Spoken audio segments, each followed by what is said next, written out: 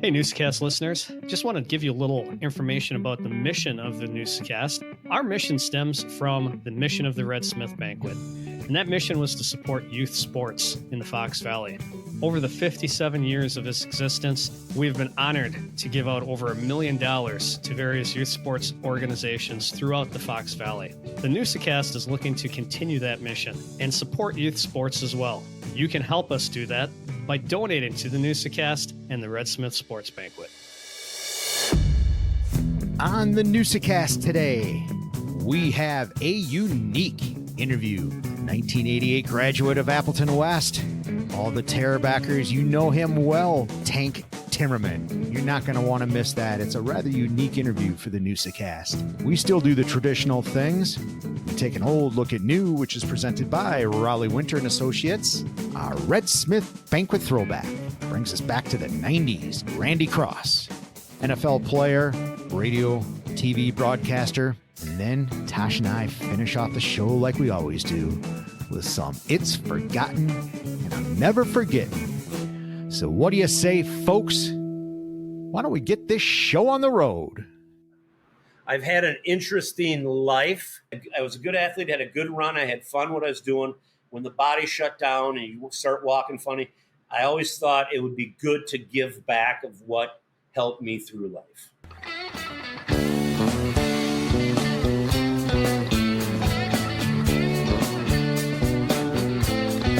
Welcome to the Newsa-Cast. What is a Newsa-Cast? It's where we bring local folk stories to life through conversation.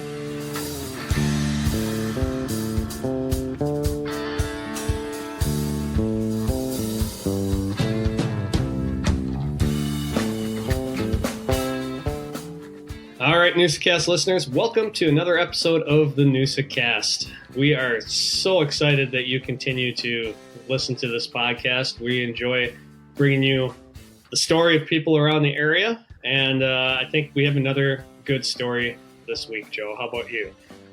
Good, Tosh. Yeah, we do have another good story, I would say. It's really the reason you and I wanted to do the Newsa-Cast, right? Meet interesting people, such as a guy named Tank Timmerman. Yeah, and Tank Timmerman goes all the way back to, middle school with us, Joe? Grade school with you? We actually tell that. Yeah. That's right. Middle grade school, even, I think, is the first time I set eyes on Tank. Right. But, yeah, you and I were classmates, and he lived a pretty incredible life. And what I like most about it is, and I thought about this as we were interviewing him, it really ties in everything that we've talked about athletes about what were sports worth playing? What did you get out of sports when in high school and grade school? All the lessons you learned from sports, we kind of walk through that with Jeff and kind of talk about that. That is a real thing, that the value in sports. You don't have to be a champion. You don't have to be a professional, but you can take a lot out of sports. And we kind of dive into that, dig into that a little bit. And that's what I like most about this, Tosh. Yeah. And you know what? It was fun to catch up with Tank. He's a character. He always will be. And, remember that all the way back into high school and middle school with him. He was a competitor, and you're going to find out a lot about him and what he believes in.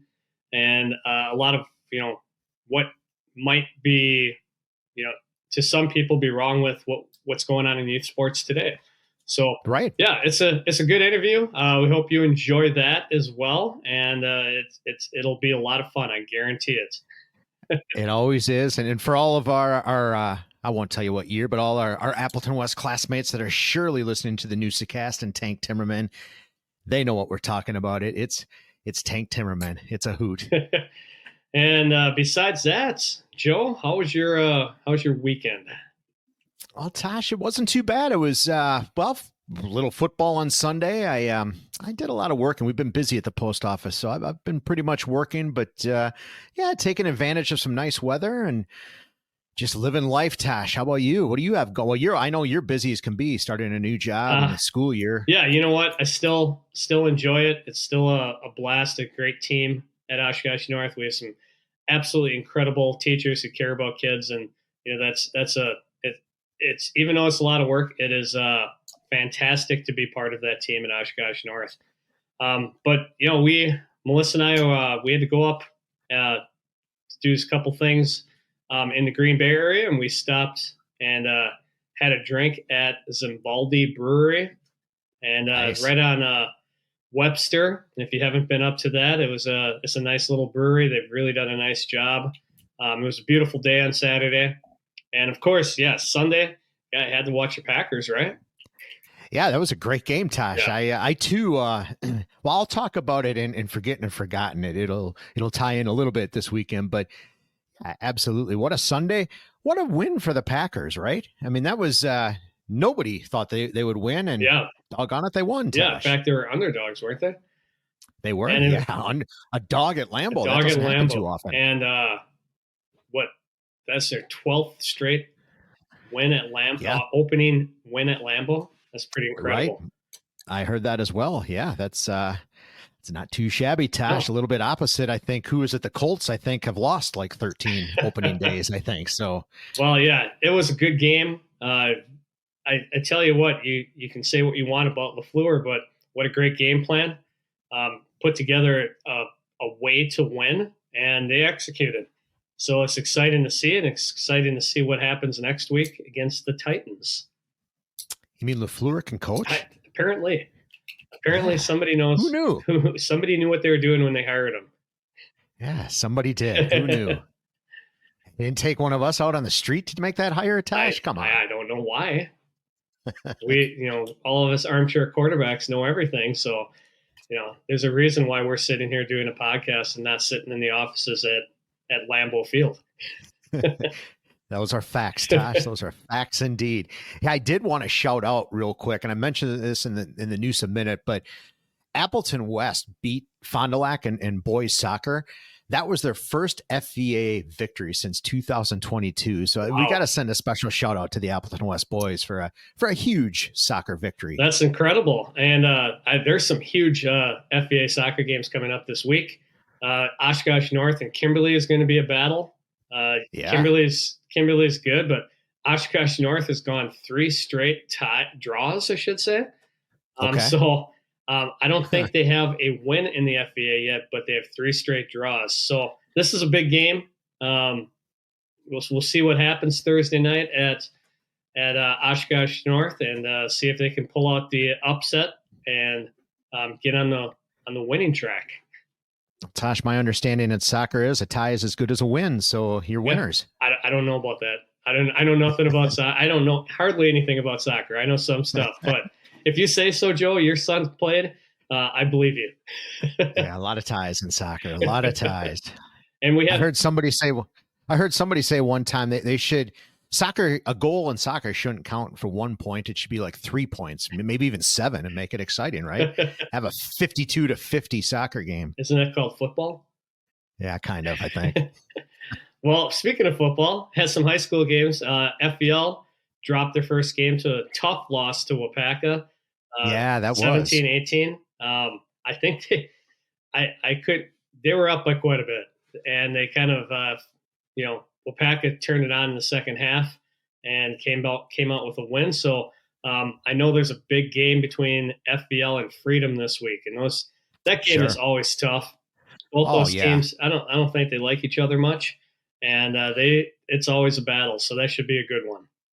That whole conference, we've talked about it before. Those teams just battle. The Little Shoots, the Freedoms, the FBL Xaviers, Luxembourg Casco.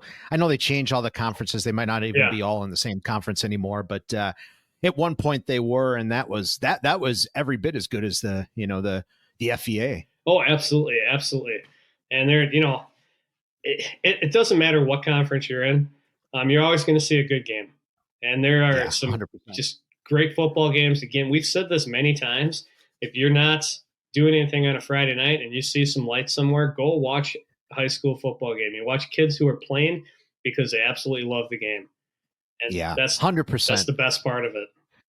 Yeah, it really is. It's funny you say that because I think you were on the interview with Jeff, but had to hop off for a work-related issue. And after you left, we actually mentioned that. I don't know if Taylor's going to put it in the final edit, but it's funny. Jeff came and said, "Yeah, just go see a high school football game," and that's when I relayed the message to him that Tosh and I always say when the lights are on, check out a game. It's well worth it. Yeah, absolutely. And the stadiums are so great now too with the LED lights and the turf field, and usually have a nice crowd, and the band is out there playing. It's a great atmosphere. It is a great atmosphere. Yeah, the new lighting systems and everything are just incredible.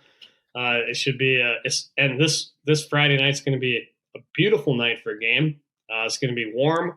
It's going to be, it's not going to feel like fall. It's going to feel like August, and get out there and enjoy a game. Yeah, absolutely. Yeah, and what a week for weather, Tosh, right? I know people get, it's not exciting to talk about the weather, but damn, man, it's been almost 90 this whole week. It's incredible. Yeah, I heard next week is only going to be in the 70s, so people are going to be wearing the winter coats and but after this, not too bad. So also, I forgot to mention as well, one other sport that's going on right now that is absolutely exciting to watch as well is volleyball. And whether it's the boys or the girls playing, there is lots of great volleyball here in the Fox Valley. It really, truly is a hotbed here. And there's another thing. You see a game and you hear about a game going on, you got to go watch these athletes. They're just absolutely incredible. No, they absolutely are. And we've touched on volleyball a little bit on the Newsa-Cast. We had Jason on from the Fox Valley Club, and we had Luke from Xavier. Right, exactly. And then the Lawrence head coach was on a couple of weeks ago. So we've dove into volleyball. I mean, that's one of the things that amazes me. And we've said this before, that really in the last 10 years, that sport has exploded, and you're going to find full gyms in some of these games when people like, teams like Appleton North and Kimberly play, they play in front of a full gym. Yeah, absolutely. And there's one other one that people might not know about, but that is the Adaptive Sports League. And the Adaptive Sports League are students with special needs who are getting out and playing some sports, and there's actual league. They're playing Appleton teams, Oshkosh teams. Oshkosh North has a team. Oshkosh West has a team. East has a team. And it is, now I can't remember exactly what they're playing right now. But they travel and play each other. And I tell you what, if we're going to have to get some of the dates that they're playing, you got to get out and watch this. It's absolutely, it tugs at your heartstrings. It's absolutely incredible to see these young people out there competing as well. And it's fantastic. Yeah. So we'll get that out. I'll get some schedules and we'll talk about it in one of these next openings, and talk a little bit about the Adaptive Sports League as well. No, I love that. I actually didn't even know that was a thing. So that's really cool. I'm interested in learning more. Yeah, we'll have to, maybe we can find an interview with that. We'll have to double check, and I think I might know some people. So I like it, Tosh. I like it. For you folks out there, a little sneak peek behind the curtain. It's awfully hard sometimes to find interviews. All right. Schedules. Well, speaking of interviews, it's probably about time we get the show going, huh? Yeah, let's get that show on the road, right, Tosh? You bet. It's that time again, once again, for an old look at new, brought to you by Raleigh Winter and Associates, celebrating 55 years. Did you know that in 1962, an Appleton junior high school teacher with a strong work ethic started a residential realty company? His name, Raleigh Winter. 3 generations later, the Winters still hold true to a strong work ethic and an excellent reputation in the community. Today, Raleigh Winter and Associates remain actively involved in providing retail, office, and industrial users an affordable, well-designed working environment through the creation and/or acquisition of quality real estate in the Fox cities and even beyond new. So what do you say? Let's take an old look at new.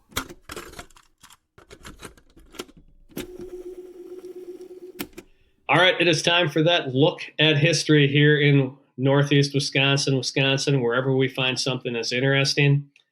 Joe, what is your old look at new this week? Well, Tosh, I probably should have done this last week given the date, but we had talked about, the Packers home opener, right? They won. Yep. They have a 13-game win streak.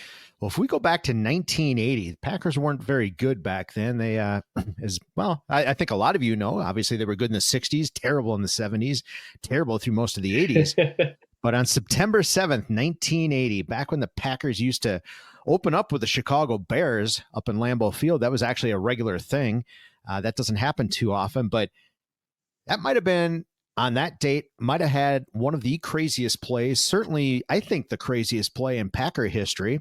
I do remember that game. I was actually at this game. So September 7th, 1980, one Chester Markle was the field goal kicker. He was out on the field to attempt a 25-yard field goal, and the thing got blocked, Tosh. Yep.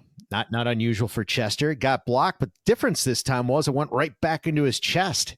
And old Chester took that ball, he pinned that ball to the side of his helmet, and he ran 25 yards into the end zone. And, well, this was before the Lambeau leap, but he head-butted the padding in the end zone and actually started to cry. And doggone it, Tosh, the Packers won that opening day 12-6 on what was an incredible 25-yard run by number 13, Chester Markle. And, well, he later admitted he might have been under a substance while that happened, Tosh, but who knows? Who knows? Those were the glory days of the Packers. They were the glory days. They were glory and no white, right? Right. You'll have to look. You got to look that video up because it is pretty funny. It really is. He literally pins the ball to the side of his head and he runs into the end zone. It's the funniest thing. And I don't know how many of you remember Chester Markle. Certainly anybody that knows Tank Timmerman would remember Chester Markle, but yeah, he was a Packer character, that's for sure. Absolutely. He had probably his best game of ever. Was 1980, September 7th. That's awesome. Well, Tosh, the Packers got a victory then. What are you going to take a look at in an old look at new? Well, I'm going to go back to September 19th, 1871. And on that date, the Oshkosh State Teachers College was founded. And nice. It was formerly known as Oshkosh Normal School, but this institution was designed for leaders in education.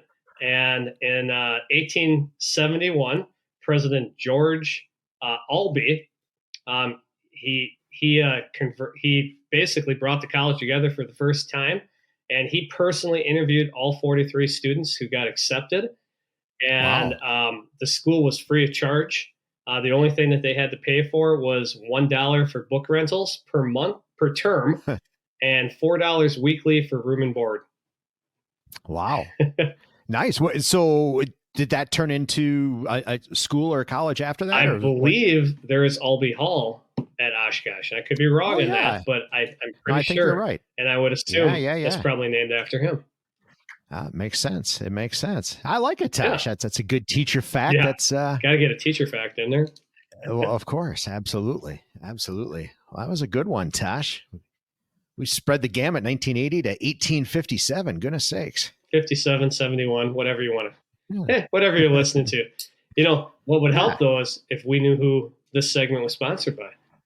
Well, I think I can remember that one, Tosh. That would be one Raleigh Winter and Associates. So thank you to them for being a sponsor of the Old Look at New.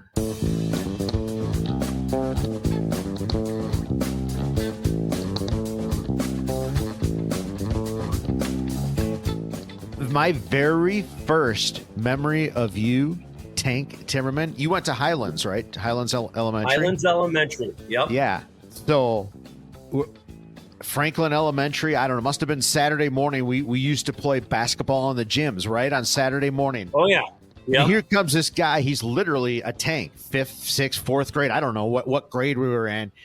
And you're freaking at the free throw line, and you're like, I mean, you've got the whole thing going. You're huffing air. You're putting on a show at that age, and that was my very first introduction to this kid. That holy shit, I'm going to go to high school with this guy.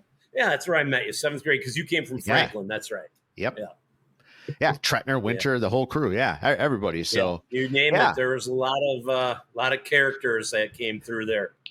Well, it's kind of weird, Speaking of that, we talk about mentors and we've interviewed tons of different people, but it really starts for all of us. I think stories begin with that, right? And our school friends. Yeah. And I don't know if it's weird or if you've come across this, but like I'm still tight. Obviously, Tosh and I are still tight.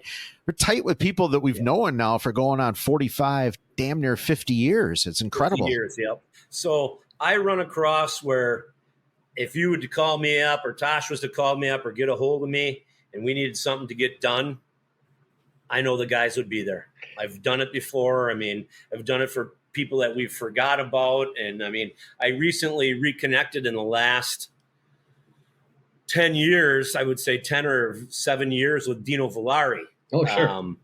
Through one of his friends had cancer that recently passed away, and they did a benefit motorcycle ride.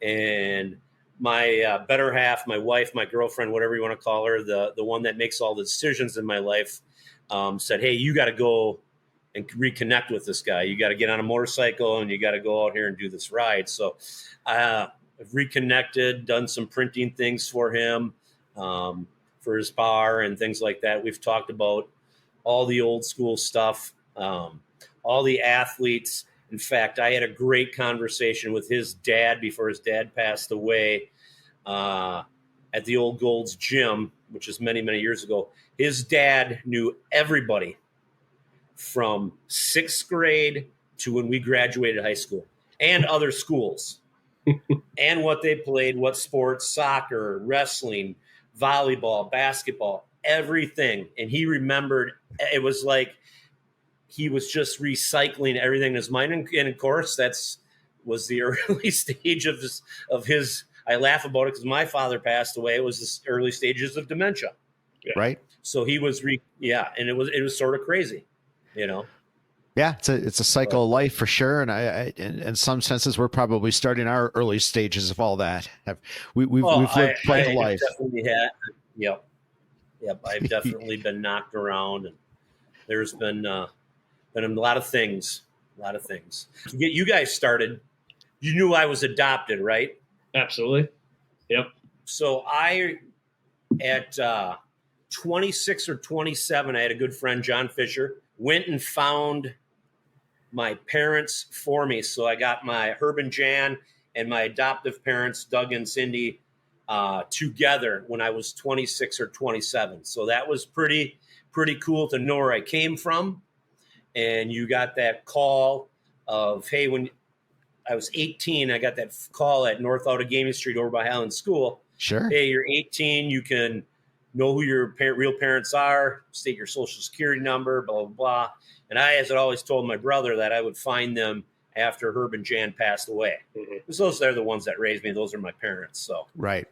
Herb is instrumental for all of us, right? I mean, he was a teacher at Appleton West. We all loved Herb. Yeah, absolutely. Yeah. He was, I remember when I would make a couple mistakes or whatever it was, and he goes, geez, he would never swear. He would just say, what are you thinking?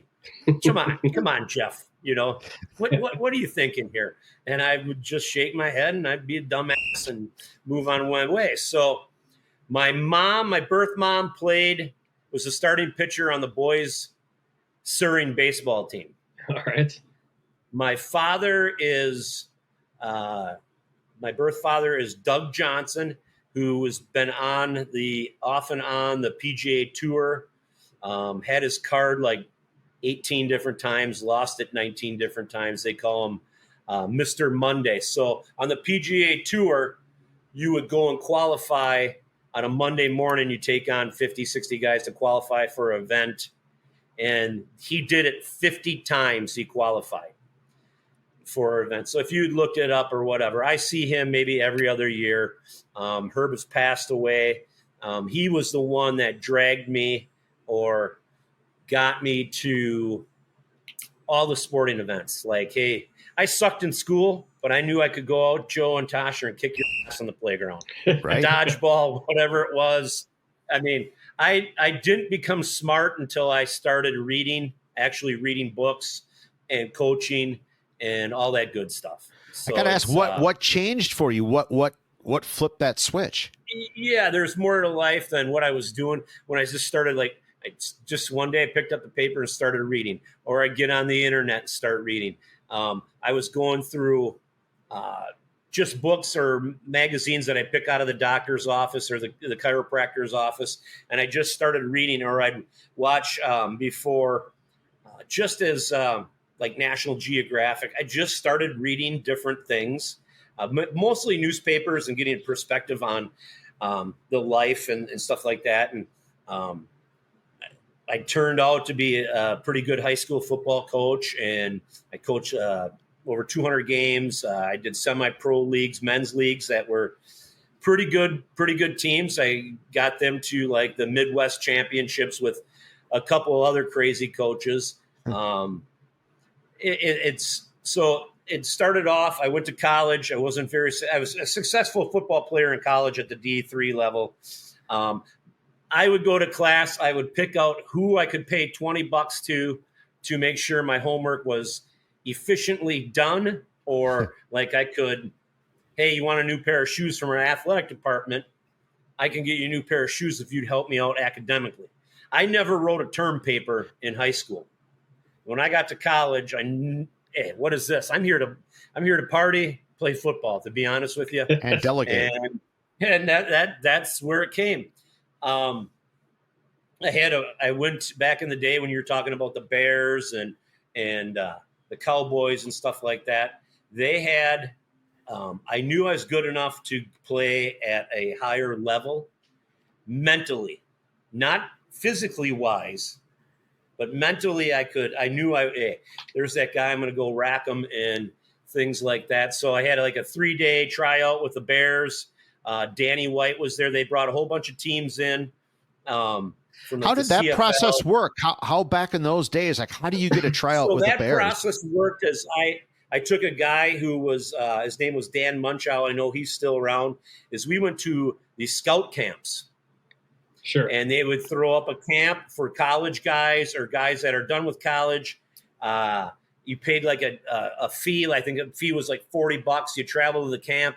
I would send out film and stat sheets, and Dan would represent me as he was like an agent.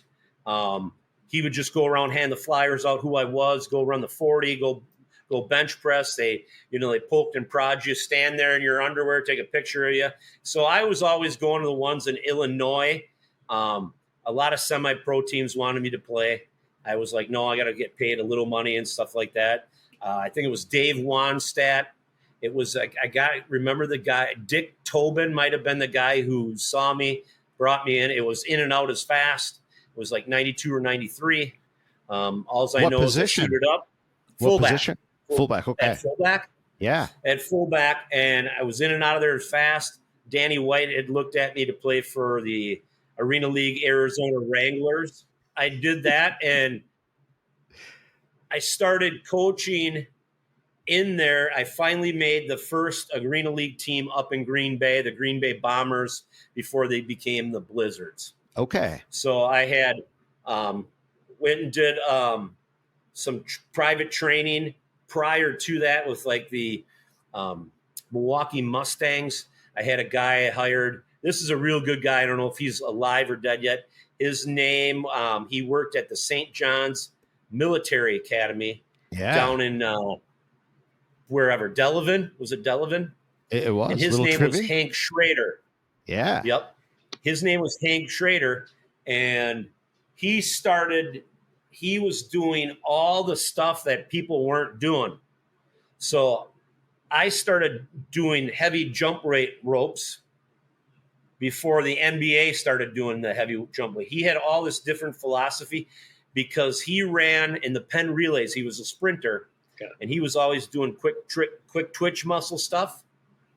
And he would throw me in a racquetball court. You turn your back to the wall, and he bounced one or two balls off the wall, and you turn around and catch them for your hands, moving gently side to side.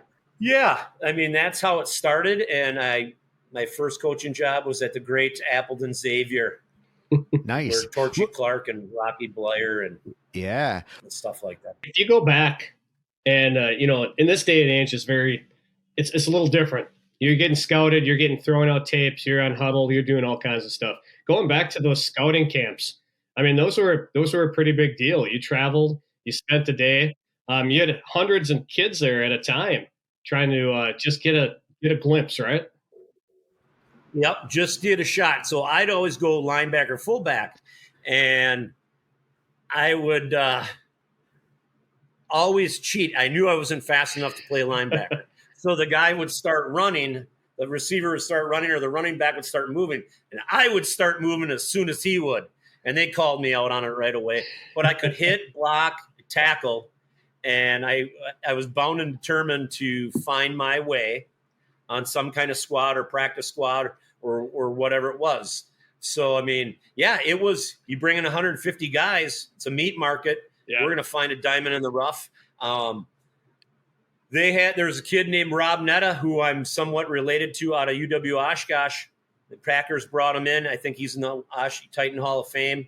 There was a thing called the Professional Spring Football League. Arizona had a team, and the Packers actually brought him in, and he was around for a while. I think it was like the era of when Tony Manrich was there, and he tore a hamstring, and that was it. He was done.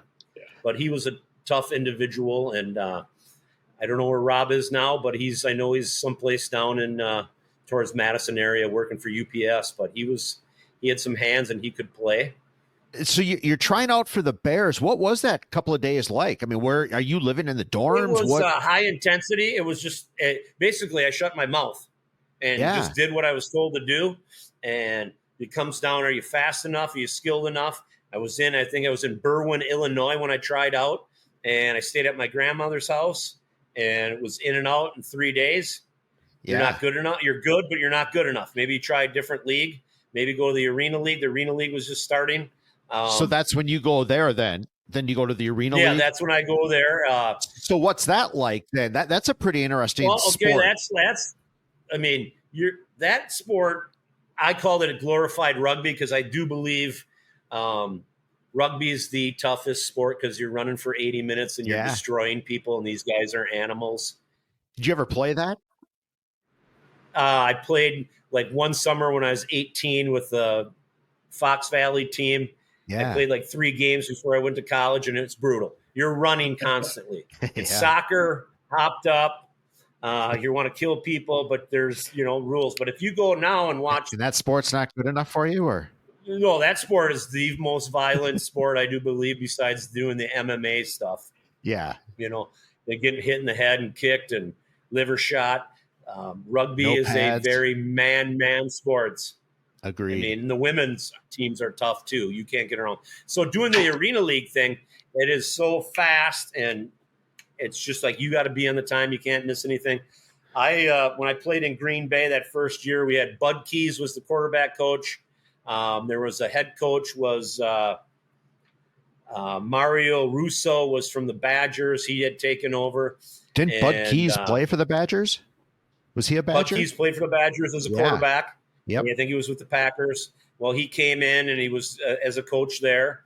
Okay. And so, what was your position on that on that team? I was weighing 280 pounds, Joe. I was a nose tackle and fullback. So you went after it. I was probably 285. It was probably the heaviest I've ever been in my life.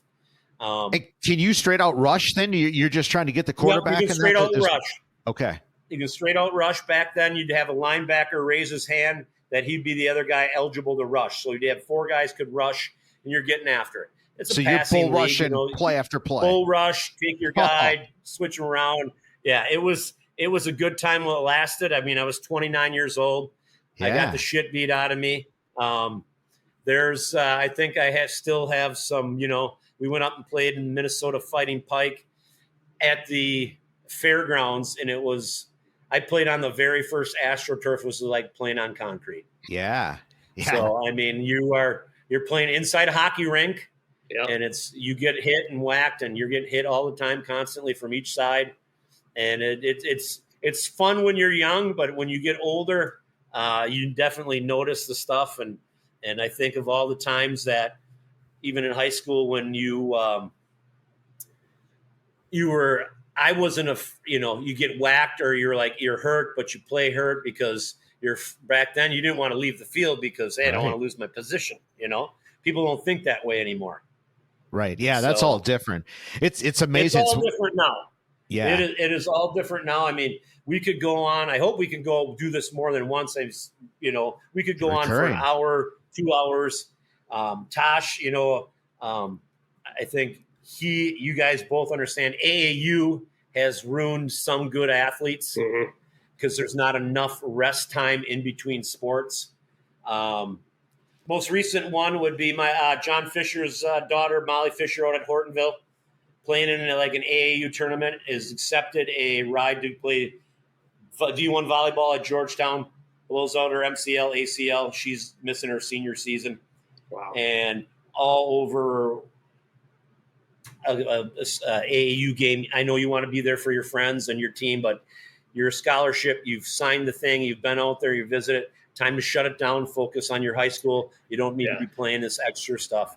I mean, baseball's everything, every sport is different. There's a lot of things that I would, if I had more of a platform, I'd like to change. And, people call me out. You're wrong on that. You're wrong on that. It's football. It's sports. You have to be number one, number two, number three. You got to be in the top lineup. You got to get after it. Yeah, I mean, there's not enough rest. I do think that there are ways to get around it. And, I mean, coaches are demanding, coaches. I mean, I could name off a few coaches that, we probably wouldn't see eye to eye on, the way, I mean, I couldn't coach my style that I did 5 years ago when I ended coaching. Right. You, Joe, you were out there. I probably abused you and said a few different words to you, unkind words with you, but no, never. That is motivation for kids. I went from a very wealthy school to mid-range wealthy. I went to 4 different schools: wealthy, mid-range, wealthy, and 33% of them were on fixed income for luncheons at Oshkosh North, which is the team that I went into the Hall of Fame for 3 Fridays ago, was the 2013 team. But those guys were, Pat McAfee saying, were dogs because they were hungry all the time. You didn't know who was eating at lunch. I donated my salary, which was like $800, so a nickel an hour. I'd go down on the Quick Trip. We'd get 100 cheeseburgers and just hand them out. But we had guys that were great athletes, stuck together. Something happened in the school when I wasn't there. They'd all stick together. A couple of coaches were teachers, which was great. But that 2013 team, I've had good athletes, but those good athletes that were on that team stuck together. And that's why I got inducted, because of that group in 2013. The principal at Little Chute, I coached with him 1 year there. Tony had left, and him and I would sit out sometimes by the bus stop to see if there was any kids fighting, so I could pick out a new linebacker or someone that wanted to take aggressions out. I mean, when we made the state game and we went through all the games, we rotated 36 guys during the game. We'd suit up the freshmen, JV, to make us look bigger. But there was legit 36 guys rotating on that team. And it was, like I said, we didn't know who was eating sometimes. And we'd make the kids leave the cleats from last year to make sure everything was well funded.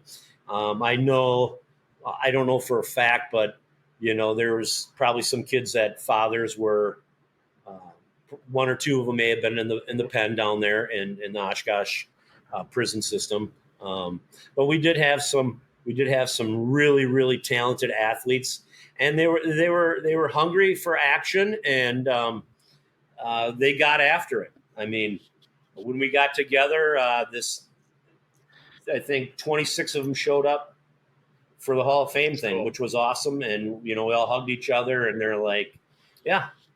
There was guys that Nate Neville went on to play Division II basketball. He was the quarterback. Blake Marcourt went and played Division II basketball. He played in the overseas. Alex Hintz was our running back. He pitched at UConn Division I baseball. Here's a funny story.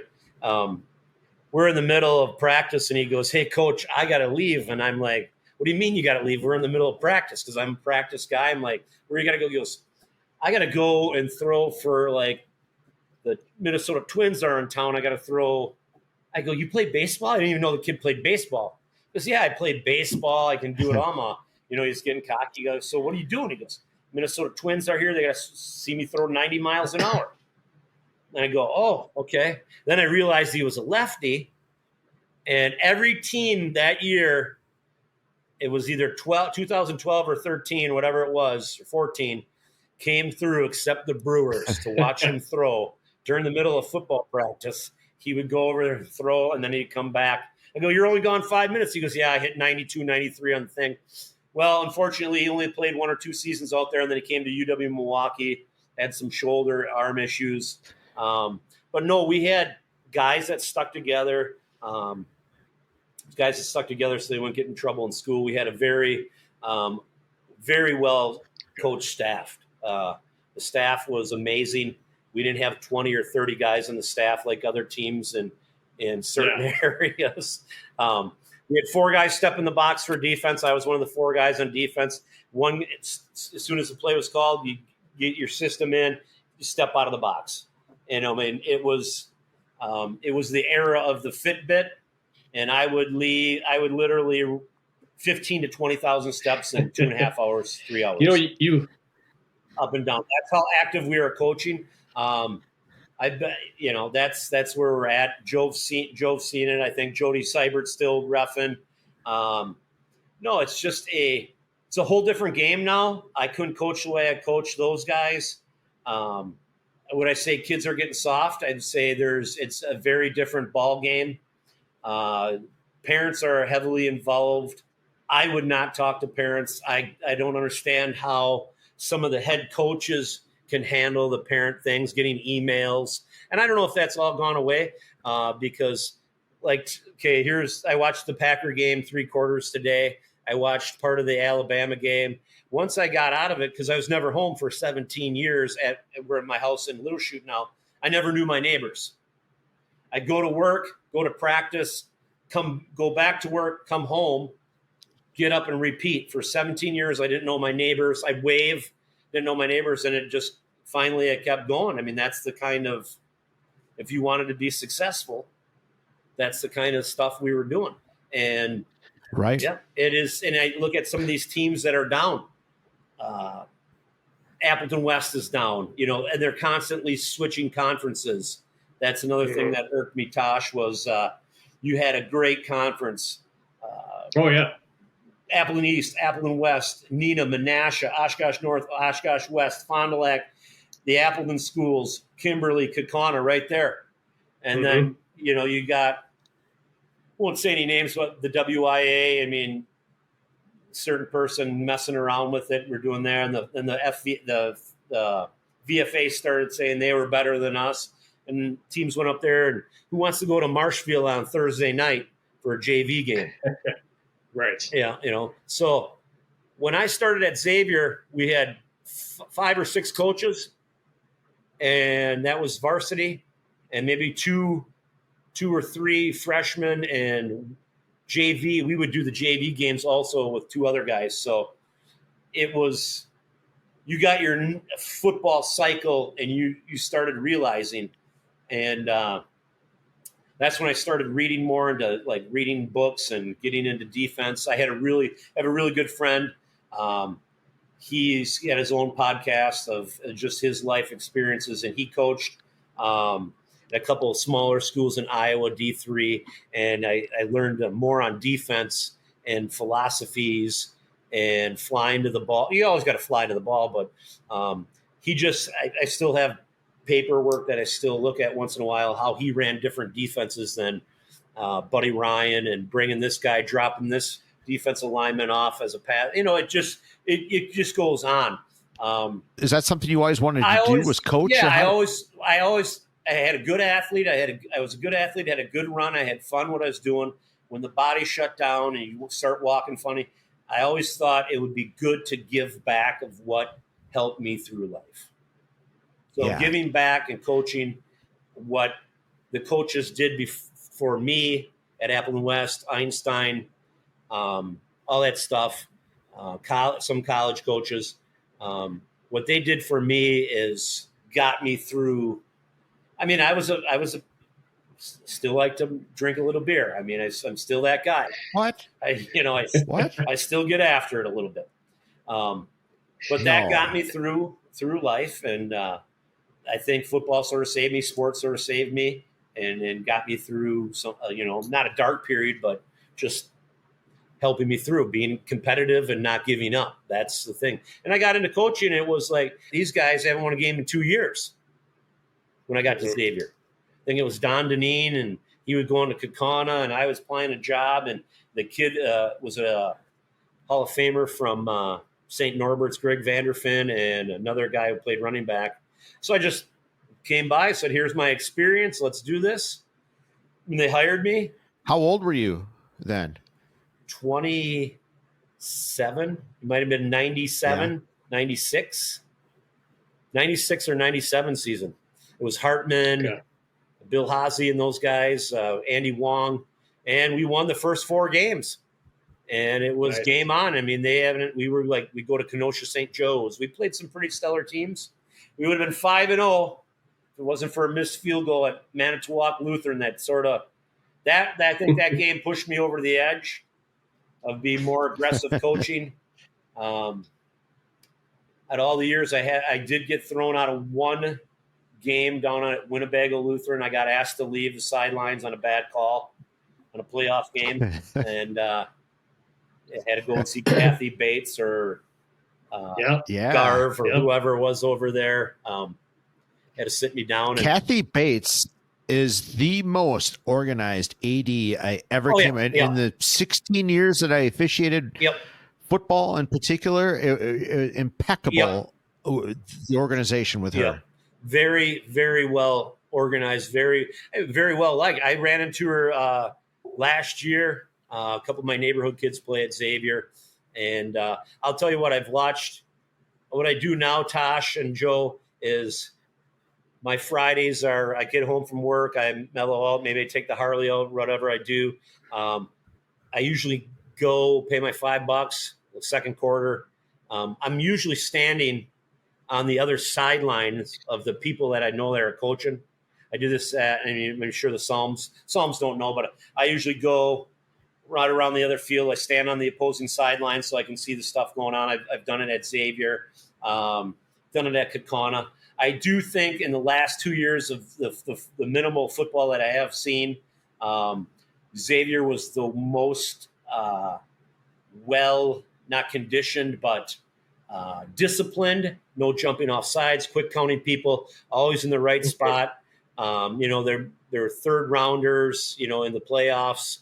They're not making mental mistakes. And I try to get out and see it, but it's tough for me to do mentally because the wheels are always spinning. And I saw I always watch the big guys up front. I watched Little Shoot and Freedom this last Friday, and I'm like, okay, I've had a quarter. I'm talking to one of my friends that we played against in high school from Kimberly, and he looked at me and he goes, well, you leaving now? And I go, well, let me get another 2 or 3 minutes in because I'm not coaching. I want to help this kid, and there's not the right technique, and there's things to do nutrition-wise that kids aren't doing. I see it on a daily basis. These Rockstar energy drinks, Red Bull, some of these offensive linemen, and it's just my opinion. I could be wrong but I do see it. Some of these coaches, some of these offensive linemen aren't in good shape. I remember Engen running us the death march around the goalposts. I mean, we were always in shape. By the time we got to the end of the third quarter, we weren't gassed. We were ready to go. And I look at some of these other schools, and then I also look at the food that these kids are ingesting. You're drinking 2 or 3 Rockstars or Monsters or C4s or whatever, and you're a 250-pound lineman. You're 6 foot, and that's not healthy for you at the end of the day when you're sweating and it's 85 degrees on a Friday night and you're sloughing your ass off into the fourth quarter. Right. So, I mean, I got a chance to work with Joe Fox. I swear to God, in the 22 years, one of the best trainers. He even made sure the coaches weren't having heart attacks on the sideline. Or, I mean, I had an episode where I thought I was having a heart attack, and he pulled me aside and he goes, "If you can't squeeze my fingers, we're going right over to the ambulance." And I had a Bell palsy attack on one side of my face. It was just, it's stress. You want to win. You want to win and you want to be good. And I had a lot of bad teams, but I had my fair amount of good teams, and that league it's a grind. That league before it changed again, Oshkosh North, Oshkosh West. You had Fond du Lac. You had whatever on that side, Wisconsin Rapids, when it became the VFA, Marshfield. And then you had Kimberly up here, and the North VFA and the South VFA. That group that they had in those teams was just a physical grind,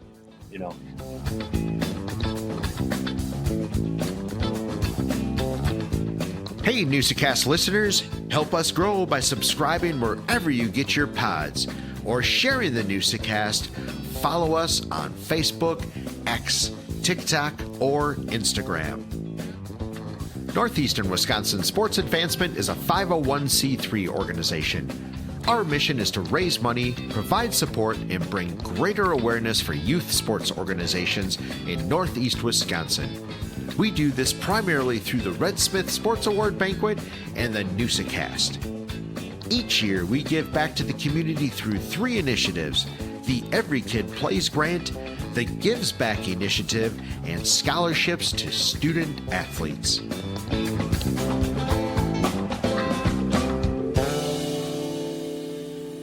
Jeff, if you go back, and this goes all the way back when you were talking about the 2013 Oshkosh North, you're talking about players who didn't go on to play football; they played other sports, and I personally think that this is one of the biggest problems. We talk about kids specializing, and it's been since the 2000s that kids really started specializing, and we don't see kids playing multiple sports anymore. Yep. And that goes to the injuries and everything else. Yep. I think if you're a football player like I was, I quit JV basketball, but my dad's like, "You're not going to quit. You're going to go and wrestle." I had never wrestled in my life. I went like 8 and 7, and they're like, Fred Reesberg and a couple other guys are like, "Okay, you got to fill in heavyweight in varsity." I remember getting pinned in like 20 seconds, and I'm like, "Who in the hell was that guy?" One of the Vians over there in Kakana, or some other guy, or you're going, the Beagle brothers in Wisconsin Rapids. There is just, not special. If you're a football player, you should be throwing shot and disc and doing wind sprints. You should be doing flexibility drills, yoga. I'm back and forth on yoga right now is my old age, just to keep me going and stretching. I love it. I mean, Tosh, I see you posting things on Facebook and doing your whatever you're doing over there at the fitness place, Crunch Fitness. I'm scared to go in there. Tosh, you're killing it, Tosh. Yeah. I'm scared to go in there. I'll go to my YMCA. I'll hit the sauna, the steam room. I'll stretch out. I'll hang upside down. I hang upside down every day on my inversion table. Nice. How long? I do 3 times a week. I do about 10 minutes right now. I do 3 or 4 songs on the thing. Get up, and then I stand there, and I wait for my bearings to get back. Do you do like cold plunges, saunas, anything like that? What's your thought on all of that? Okay, so getting in with the cold plunge and all that. Cold plunge is nothing, dude. We were doing it in 84, 85, 86, 87, 88. Yeah. I mean, those you can ask Ingens and Sukos and those old metal tubs up in the old before they redid the gymnasium and stuff. Saturday morning, you got an ankle injury, you go and put that thing in ice and you go drop yourself in the tub. I mean, now they're saying, now I was reading something about you shouldn't go below 42 degrees, 43 degrees. Yeah, Rogan goes almost to 32, just a little bit above that. For me, and the injuries that I've had on neck, torn bicep, Achilles, knees, lower back, I always love the steam room sauna because it warms up the muscles, but it inflames the muscles, but it feels good. But I've been getting back into stretching now. I'm going to start doing some Pilates work, but the athletes today, these kids, some of them have more talent than they know what to do with, and they need. Oh, it's incredible. It's incredible, and pick one coach. If you're doing an off-season program and you have the money to get hired, or everything's on YouTube. Don't do something stupid where you're going to tear something in your shoulder, your neck, your lower back, your knee. I recommend start out lightweight, work yourself into it.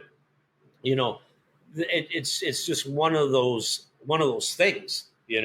It's interesting. You talk about I'm always fascinated with this. A lot of times I'll ask various guests that we've had, but we're the same age, and I hope actually a lot of our classmates, there's talk now of what would it be our 40th class reunion coming up soon, or 35th? Something I can't like remember what one of the major ones is coming up. Yep. Enough so where a Facebook page is shared, and for those folks, a lot of us played athletics. Maybe we did, still there's, but the body gets beat up, man, doesn't it? I mean, a lot of people now are getting new hips, new knees, but taking care of your body's huge. Yeah. And, the technology is there, hips and knees. I mean, hey, you get a hip replacement, they got you up walking around. Same with a knee, hip replacement, you're good to go. Brian Nevy, who I coached with, he had a hip replacement 2 weeks prior to going into our induction the other night. And I go, holy mackerel, you're walking good. He goes, oh, I worked at it. A lot of stretching, a lot of therapy. The technology is phenomenal. That's the key. That's the key for folks our age, especially, is one, just move. Just move. And yeah. And you talk about yoga. I'm a huge fan of it. I try to do it at least once a week. Yeah. I used to think, what the hell? I'm not going to do yoga. It's stupid. Yeah. But no, man, the benefits are incredible over time. Oh yeah. Yep. I mean, just getting back into that, even kids now, just stretching any kind of muscle, even if you do it on your own, touching your toes. The older generation, you see, you can see an athlete or an old ball player walking with a limp or things like that. Get moving. But and I've put my body through a lot of stupid stuff. I mean, I still think I like to get after it. I mean, I did that tire flipping for local strongman stuff out in New London a couple times. Massive weightlifting. So you're still that way, aren't you? There's not a competition that scares you, right? No, even at our 54 years old, right? If someone wants, and I don't care if I lose or not, it's just proving to yourself mentally that you still got a little bit of the juice left. Very competitive. I love that. Very competitive yet. I think it was Appleton East. I tackled a kid one time in a tackling drill, and I gave him a concussion at Appleton East many, many years ago. And I'm like, oh, shit, I can't do that. But I still felt that the juice is still there. I was at maybe this should be you could call this Fast Times of Coach Timmerman or whatever. I was at a party, house party a couple months back. I mean, last summer, and these guys were talking shit. And so I'm like, you guys don't have the balls to jump off the second story roof into the swimming pool. You don't. I did 8 times to prove my point that I'm still fearless. I mean, I was being an idiot, but I mean, if your brief moment in life is like a pimple on your butt, Joe, that's how long you are here. That is how long you are here. And so it's not forever. No, it's not forever. I always tell people I'm going to live forever because I want to get in that mentally focused state where I want to live forever. But if I was to go tomorrow, Eric Stadler down at Whitman knows what to do with me. My neighbors know what to do with me. I've had a fun ride. I've had a stupid ride, and I've given back to something that I love, but I also don't watch it as much as I used to, Right. You got to love it. Eric Stadler has been on the Newsa-Cast. We talk parades with him. Yeah. Yep. I love that guy. He's hilarious. I mean, there's more to life than just sports. But when you're locked in and dialed in, it's amazing. It's an amazing ride. It's a theme that Tosh and I try to drill at, and you're speaking to it. I want to see if I can define it with you. It's exactly what sports does. Think about whatever you want to think about sports, the competitiveness or whatever, but you're speaking from a lifetime of playing sports, but you're learning all the lessons within the sports, how to overcome defeat, how to overcome adversity, how to work hard, how to get your body right, how to eat right. Every single thing pretty much that you learn to put together to what we think should be a good life and a good, healthy life. You basically learn through sports. That's how you learned it. Yeah. I also watched, when I got into it, I also watched the trainers tape kids. I knew how to tape myself. When I played ball at Lakeland College, I think I was the only freshman starting on defense because I was big and strong, benching like 400 pounds. I was quick. I was in that 2 foot to the right, 2 foot to the right, 2 foot to the back, and 2 foot forward. I never would go back. You never try to go back. But I taped my own thumbs. I knew exactly how I wanted them. I knew exactly how I wanted to tape my ankles. Back then, pre-wrap, or they just spray that stuff on you. There wasn't, you'd shave your ankles. You shave part of your calves because you would just throw the tape on them. For the first 2 collegiate games in 88 or 89, whenever I was playing, I never wore socks because I liked the way the tape felt on my feet, and I liked the way my cleats molded to my feet. And then all of a sudden the referee's like, well, you got to go get some socks on. Well, then I just took wristbands and I put them around my ankles and it made it look like socks. So it made my feet tougher. Yeah. And in the long run, I eventually started wearing socks and stuff like that. But it was just one of those things. No, I like that talk about the working out and all that. Cause I mean, I take that religiously. I literally go 6 days a week. And Joe, that's amazing. I know you played like soccer and all. What did you all play? I've been hitting the head so many times. Golf and all that, but I mean, I was never much of an athlete. But I know you're an athlete. You do everything. Yeah, well, I don't know about that, but I mean, I late in life, I guess I discovered it. So I feel, I don't know. Oddly, I feel better almost than I've ever have. And that's good. I mean, yeah, I agree. But getting back to all that good stuff, I mean, there's a lot of multi-talented kids, whatever you want to say it. And there's multifaceted things to be talented with training, all that good stuff. There's phenomenal trainers. There's been phenomenal athletes coming through the Fox Valley in the area. Joe, I don't know. I mean, I'm sure I got a chance to travel the country this summer. I took the whole month of June off. I hit Nashville. Nice. I hit Austin, Texas. And in Austin, Texas, I usually try to get to the School of the Deaf where they have a hell of a football team down there. Yeah. And I usually try to watch one practice. And when they're doing spring ball and whenever I get down there, I always swing by. And it's amazing to me that these athletes, they all eye contact and vibration off the speakers and, communication with sign language. It's amazing. In this area, it's amazing to me it's just phenomenal that they have good people out there, coaches like that, to get into that.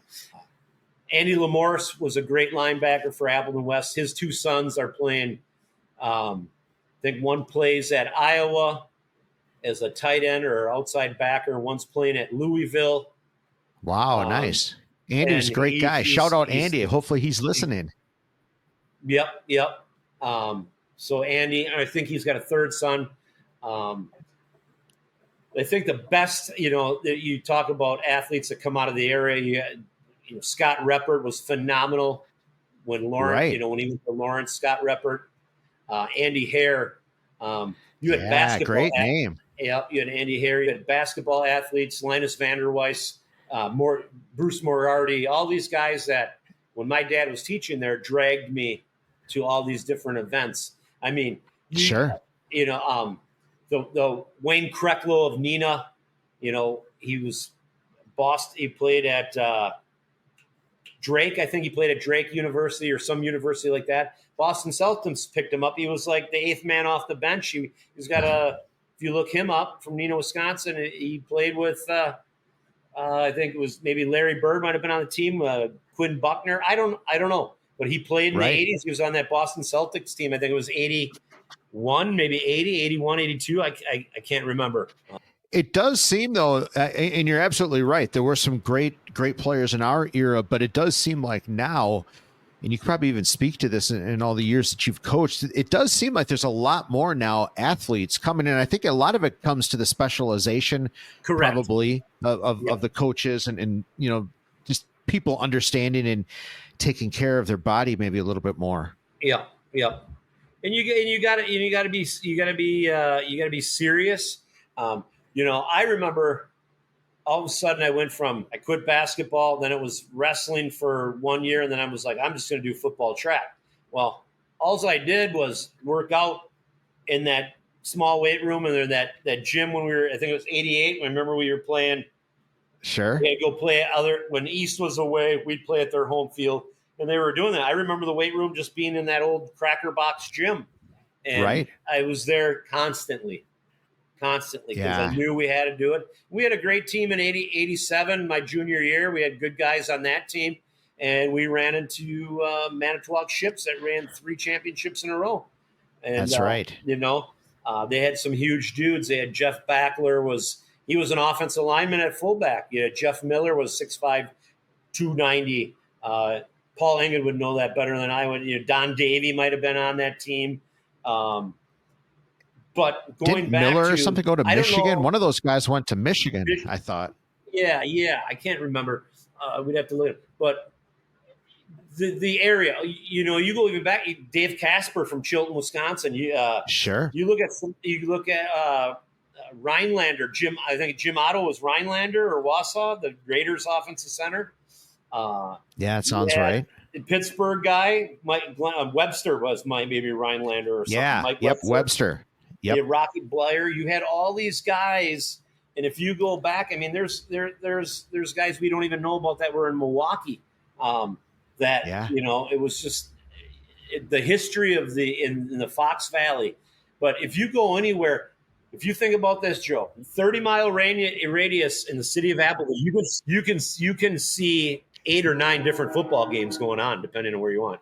You can see Little Chute. Absolutely. You can see Hortonville. You can see Appleton North, Appleton West, Appleton East, Wapaka, Winneconne, Oshkosh teams, Neenah teams, Kaukauna, Kimberly, Wrightstown. You get within 30 miles or 40 minutes, Green Bay, De Pere. You can. It's Tosh and I say it all the time that if you see the lights on, stop. It's going to be a good football game, and you're right.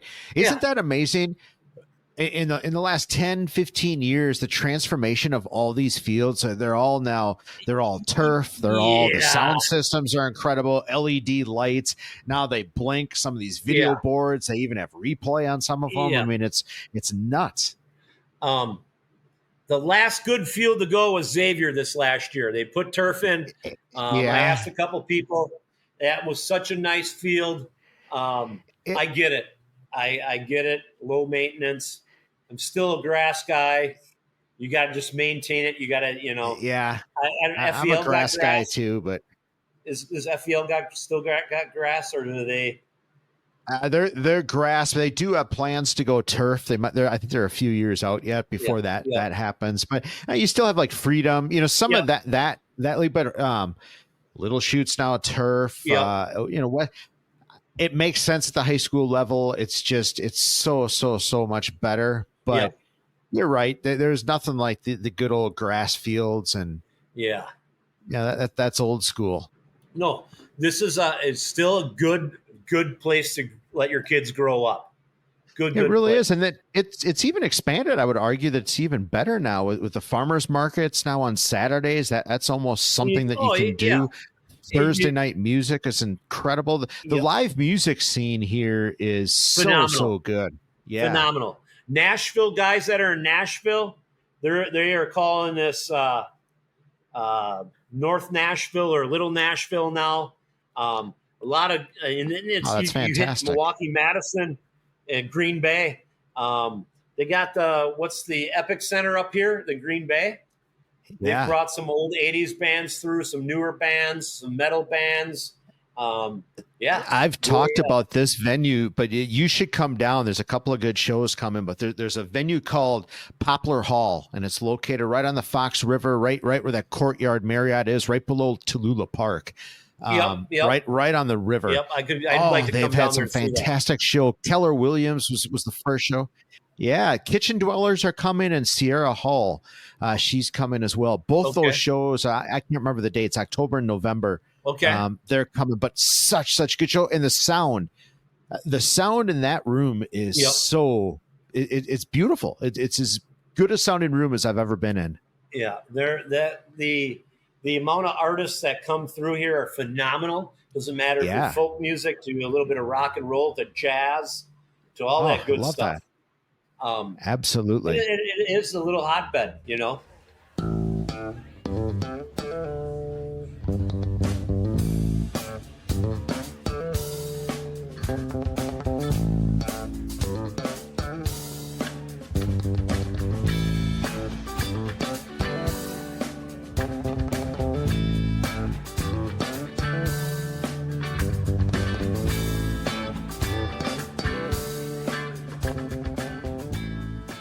At the end of the day, you know, we kind of touched on it, but right, it's just about, man, living a good life, the legacy, just everything you kind of believe in. It takes a lifetime to develop your thoughts, but man, you're doing it right. You really are. That's what this is. I think that's what the Newsa-Cast is about, is to just have conversations like this and kind of figure it out. We're just some middle-aged guys trying to figure out life.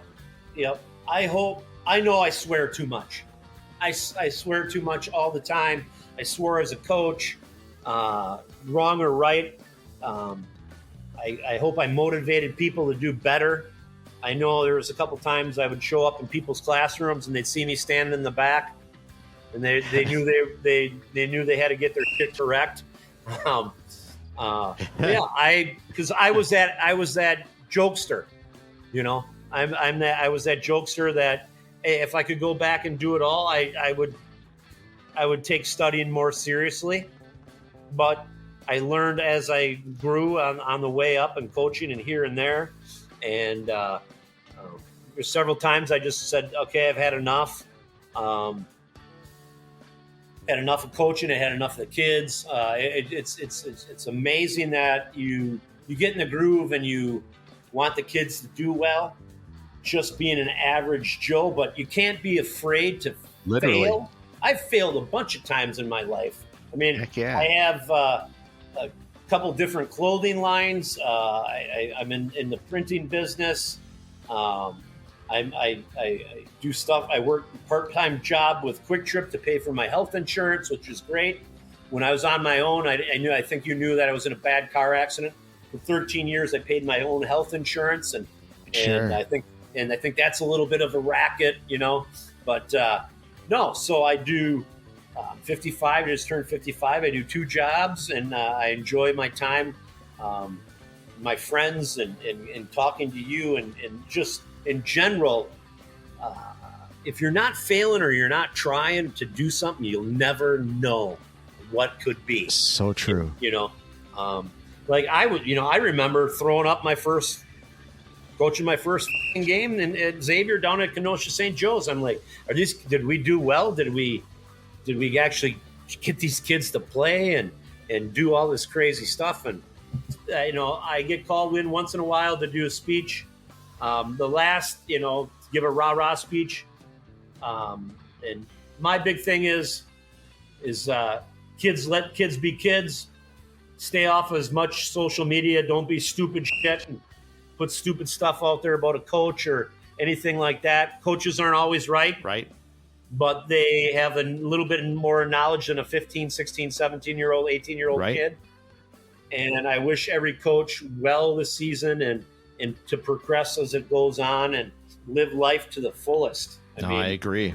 It's very short. And you just got to remember, the ups and downs, there's going to be more downs than ups.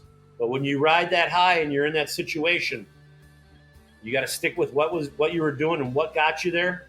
And What I also want to leave in the podcast, people don't see the effort that has gone into a phenomenal athlete's body or however they go. They don't see the work they put in.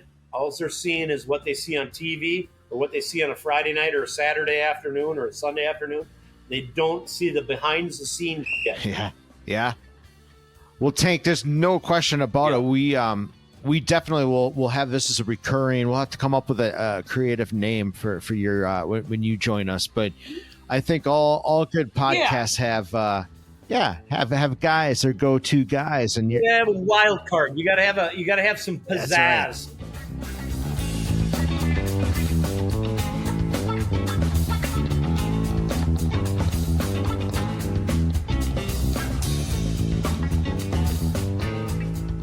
All right, Newsa-Cast listeners, welcome to our throwback from the Red Smith Sports Awards. This is a clip of the entire speaker, Randy Cross, who was a main speaker back in 1996. Yeah, a long time ago, Tosh. That was a great Red Smith banquet at the Radisson Paper Valley Hotel. And you are right, this is just a snippet. We want you to go to the YouTube page on Sunday, right, Tosh, and listen to the whole thing. Absolutely. There you can subscribe just like you subscribe to this podcast. And you can not miss a beat, I should say, when that comes out. That's right. And you're also telling a friend about the Newsa-Cast YouTube page and the Newsa-Cast podcast. Absolutely. We hope you enjoy this clip. And remember, Sunday on YouTube, on the Newsa-Cast page, you can check out the entire interview.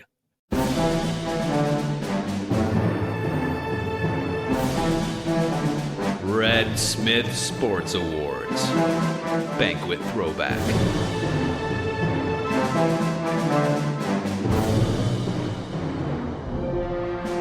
The Red Smith Award, of course, goes to someone who has made some unique contributions to sport in Wisconsin and also epitomizes the great values that Red Smith exhibited.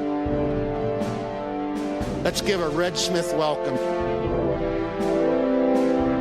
Please welcome Randy Cross.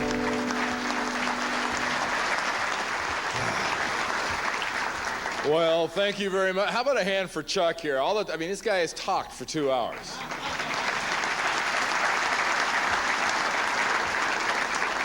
And who wants to be the first one to tell poor Roland it's been that kind of a day, and it is 1998. You start in about 2 months.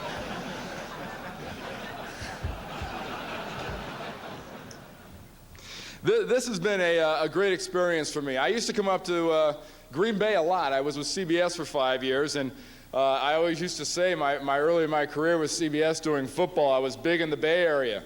And everybody assumed it was because I lived in the San Francisco area. I used to have to tell them, no, it's because I do a lot of Green Bay games and Tampa Bay games. And actually, the fans and I here developed quite I wouldn't say love relationship. I would say at times it was, thank God he's not doing a game kind of relationship. But I've always loved this area very, very much. And you have my utmost respect. I was with Kevin Doyle from the local paper today and a good friend, Steve Brennan. And suddenly this message comes on. It says, danger. Do not go outside. Do not drive if you don't have to. And being a good California boy and seeing ice outside, that made a lot of damn sense to me. First thing I did was turn to Kevin and say, well, Kevin, naturally we'll have a problem tonight at the banquet. There won't be that many people there. And he starts laughing. He says, no, I think it'll be all right. I get here, start talking to everybody here. Sig tells me 2 years ago I should have been here. I said, why? He goes, 20 below outside. I said, big deal. He goes, natural. About 80 below wind chill factor. I said, well, nobody showed up. He goes, sucker was full. They all made it. They all came to see this thing. Very impressed with the local turnout. I got to tell you, you've got a wonderful event here in Appleton, Wisconsin, and everybody should be proud that's associated with the Red Smith dinner. My first game as a professional in a regular season game was at Lambeau Field. I played with the San Francisco 49ers. Our head coach at that time was Monty Clark, and we played against the Green Bay Packers back when Lynn Dickey was the quarterback. And I remember very clearly that first weekend only for one reason. If you don't know who Monty Clark is, Monty Clark used to be the offensive line coach for Don Shula's Super Bowl teams in Miami. Monty Clark's about 6'6", at that time, weighed about 330 pounds. And I had the misfortune of finding Mr. Kramer's bar on Saturday night before that, my first football game here in Green Bay. For some reason, they were buying me free beers. We had curfew at 11:15, and for some reason, the rookie couldn't find a cab. I show up about 5 minutes late, and what's waiting for me in my room? About a 6'6", 330 pounds, mad first-year head coach for the San Francisco 49ers, Monty Clark. I will never, ever forget that old Holiday Inn downtown in Green Bay, Wisconsin, because of that experience. It was less than happy. I want to just ask one thing. Are you guys as proud of the Green Bay Packers as you seem?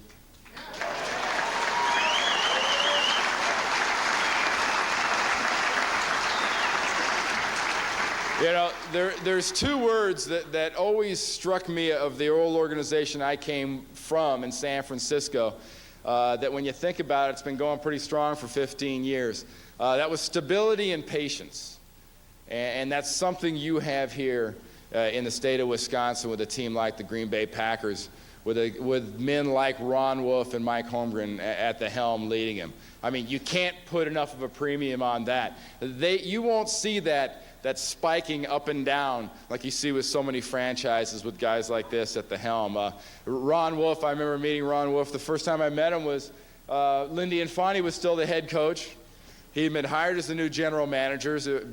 It was, I think, like the Thursday or so before the last regular season game of the year, and it was Detroit at Green Bay, which I was so lucky to get to do because it was like 34 degrees that day, below zero. And you know, Lambeau Field was its usual late December look. It looked like the world's largest duck blind. Everybody was in camouflage and that bright, bright orange. But, and I've been told since then by Kevin that wasn't a duck blind, it was the opening day of deer hunting season. But Ron Wolf came in and, you know, he sat down at a meeting with us and really laid out what he wanted to do, you know, talking about being very consistent, talking about his days with the Raiders and that whole commitment to different things in an organization. And he's done exactly what he said he was going to do. Mike Holmgren, I've got a bit of a history with Mike Holmgren that goes back maybe further than even he knows, only because of the scouting reports I always got from Steve Young about Mike Holmgren. Because Mike was Steve Young's quarterback coach at BYU, and Steve Young was my roommate my last 3 years in the NFL. Mike Holmgren was made. He was born in San Francisco. He grew up in the Bay Area. At the time, he didn't know it, but he was born to be the head cheese. There is, and you know, if there's cheese heads, there's got to be a head cheese, and Mike Holmgren was born to be the head cheese. He is a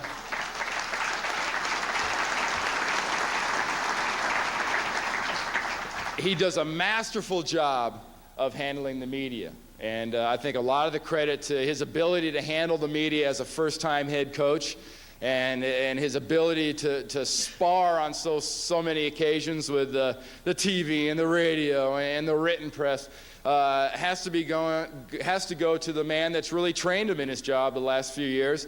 He was mentioned earlier, but I'd also like to say a special congratulations and hi to Lee Rummel of the Green Bay Packers, a real class guy and probably the best public relations and media man I've worked with in my 7 years in television.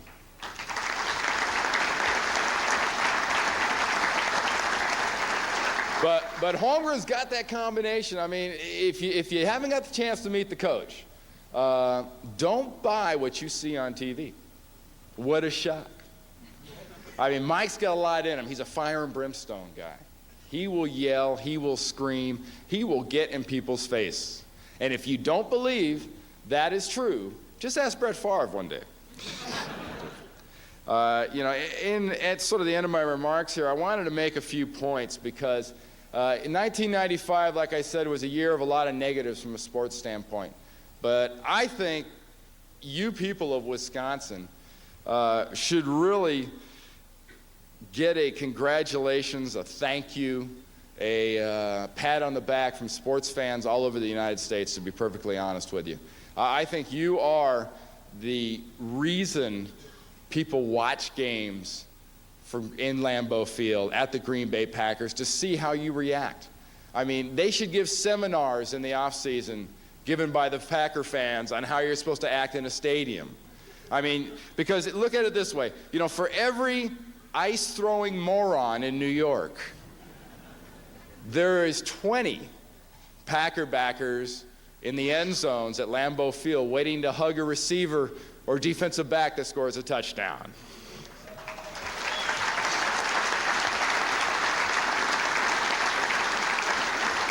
For every celebrity arrest or negative profile story you see about sports nowadays, there's just another example of a class organization that's been built in Green Bay and what they've done. I mean, this is a model, I think, for so many organizations and so many sports groups around the country. You know, for the what have you done for me lately, sports fans of America, there's the undying, unwavering Packer backers that jammed Lambeau Field, sports bars around the country, and every fall and winter weekend. It is completely amazing. And as a sports guy, you know, I always thought people watched our game, turned off the sound, and turned on the local radio station. And I was a little disappointed Jim Irwin wasn't here tonight, because I wanted to tease him, because I think he assumes everybody in this state listens to him on the radio. But you know, I get a lot of mail, and people listen to what we say. This will again be the NFL championship city.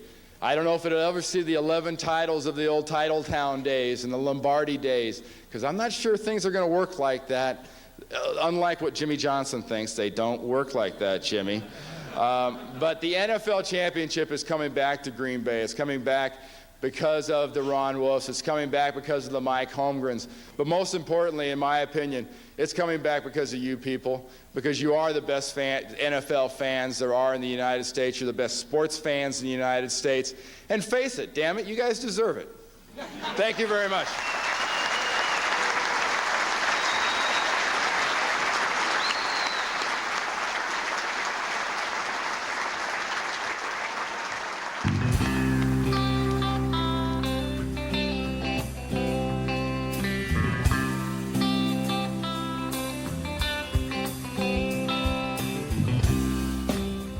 All right, we had another great throwback to the Red Smith Banquet.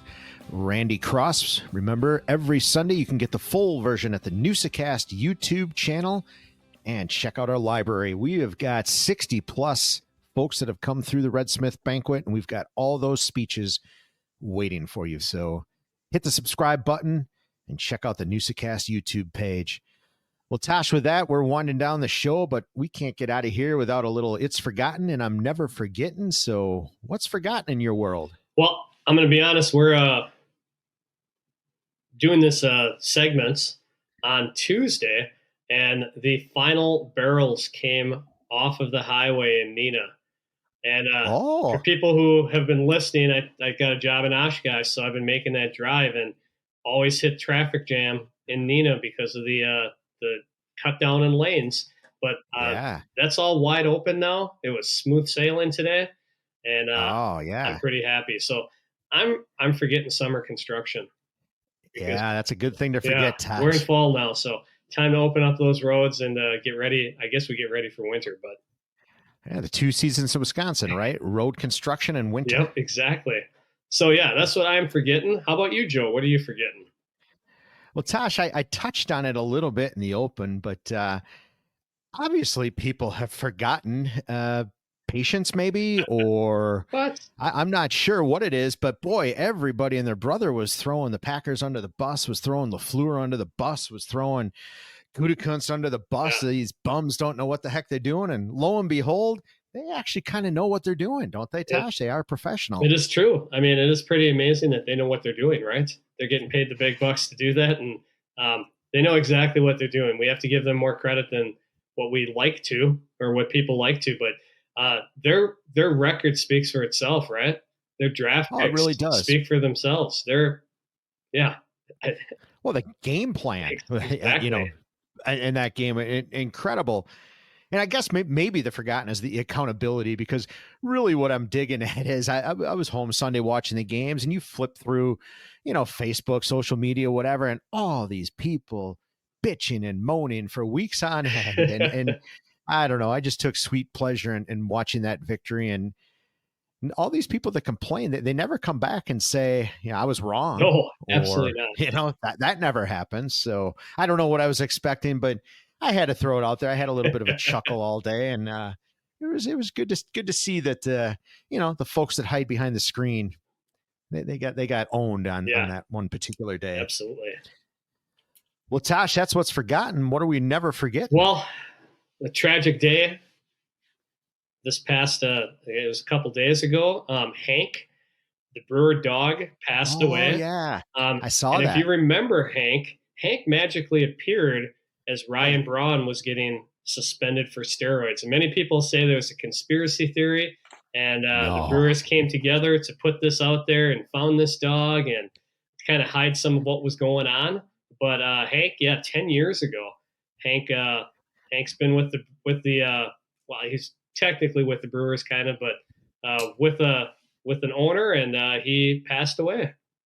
Yeah, that was a shame. One, I was surprised Hank was still alive. I exactly had forgotten about him, but R.I.P. Hank. And Tosh, I mean, did teams really do kind of like cloud the landscape a little bit to maybe push a problem off to the side? That doesn't happen, does it? I don't know. Possibly. Possibly. Might be some truth to the conspiracy, but who knows? I don't think we'll ever really know. Maybe someday we will. And Hank's dead. He can't talk anymore. He can't talk, so. So good luck with that. We're screwed. Yeah, good luck. But no, Hank, what a life for Hank, man. Yeah. He had the ballpark to himself. Absolutely. That was a lot of fun when all was going on. And, unfortunately, all good things must come to an end. So speaking of that, Joe, what are you never forgetting this week? Well, Tosh, I'm never forgetting it. This is a kid's show, and don't take my advice, but God darn it, Tosh, I like gambling on Sunday. Yes, kid. Kids show, and don't do as I do. But it's so easy. I mean, it's not legal to gamble in Wisconsin, but you can gamble. As I told the Newsa-Cast listeners, I don't play fantasy sports anymore. I gave it up, but you can actually bet on fantasy players, and I kind of fooled around with that Sunday a little bit and discovered that I didn't forget how to gamble. I kind of like it, but responsibly, very, very, very, very responsibly. Absolutely. Yeah, have to be responsible when you're gambling. Only bet what you can, right? Don't chase. Right. Yeah. Unless you're down and you need to check. Wait, I'm sorry. That wasn't that wasn't right. So how are you? What is your gambling of choice now? Well, they have these apps, like they have DraftKings, Underdog. Yeah. You can actually bet fantasy players. So I guess in a way I was playing fantasy football.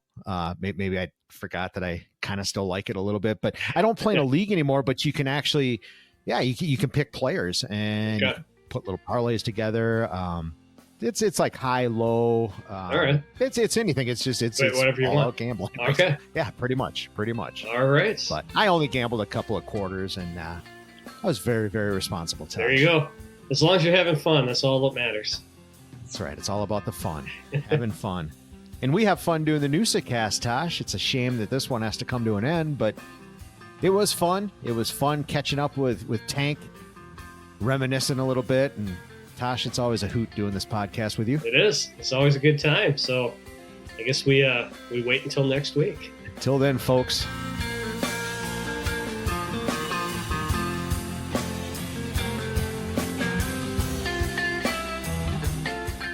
Thank you for listening to another great episode of the Newsa-Cast. We'd really appreciate it if you hit up our social pages, subscribe, like, follow, and don't be afraid to engage. Head over to our YouTube channel to get exclusive content like the full interviews and speeches from the past Red Smith banquets.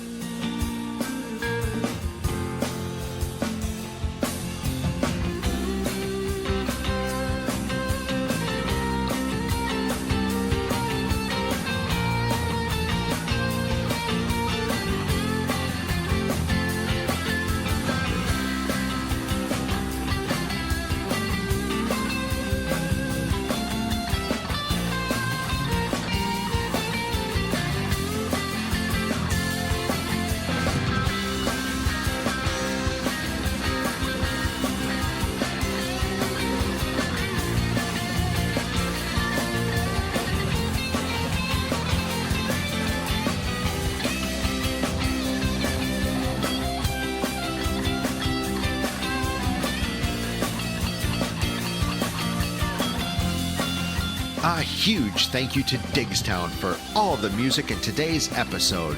Catch a gig or find them on Spotify.